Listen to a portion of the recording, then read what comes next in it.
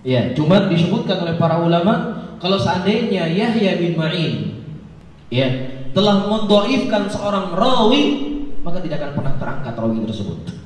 Dan beliau dilakopi sebagai Hayatul Wadi, ularnya padang pasir. Siapa? Yahya bin Ma'in. Ada sedikit cerita ya, biar tidak menentuk ya. Yahya bin Ma'in rahimahullah berjalan dengan Imam Ahmad dan seorang rawi hadis yang lainnya. Mereka ingin bertemu dengan Fudail ibn Dukain. Siapa? Abu Nu'aim Fudail ibn Dukain, gurunya Imam Bukhari atau guru-gurunya Imam Bukhari. Imam Ahmad sudah ingatkan Yahya bin Ma'in. Yahya bin Ma'in agak orangnya suka apa? Suka tes orang dia. Ya, Imam Ahmad berkata, "Wah Yahya, kita ini akan mendatangi Fudail ibn Dukain. Kamu jangan main-main kamu. Jangan macam-macam." Sudah diingatkan oleh Imam Ahmad rahimahullah. Iya, akhirnya datanglah mereka ke rumah Fudail ibn Dukain rahimahullah. Kemudian mulai Yahya bin Ma'in menguji. Ya, wahai Yahya bin Ma'in, wahai Fudail ibn Dukain, ada sebuah hadis dari engkau begini. Jadi disebutkan 10 hadis dari riwayat Yahya Fudail ibn Dukain, tetapi jalannya diganti-ganti, diubah-ubah sama Yahya bin Ma'in, diubah-ubah sama dia. Paham ya?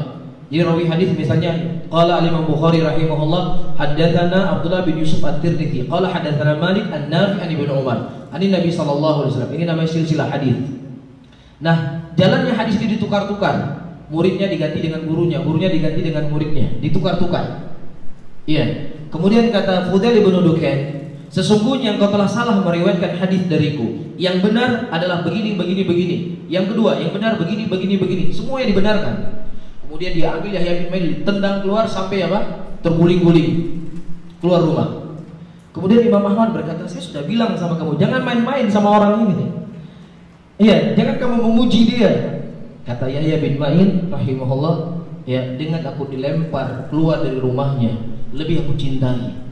Aku telah bisa yakin aku meriwayatkan hadis dari dia. Betul-betul apa? Orangnya thiqah, kuat hafalannya. Ya, lebih aku cintai, aku ditendang di rumahnya sehingga aku tahu orang ini orang yang pantas saya ambil apa? Ilmu hadis dari dia. Bisa difahami ya? Ini menunjukkan apa? Para ulama ahlul hadis itu sangat berhati-hati dalam meriwayatkan hadis, nggak sembarangan. Nggak sembarangan. Walaupun apapun mereka siapkan untuk menyampaikan hadis dari Nabi yang benar-benar datang dari Rasulullah sallallahu alaihi wasallam.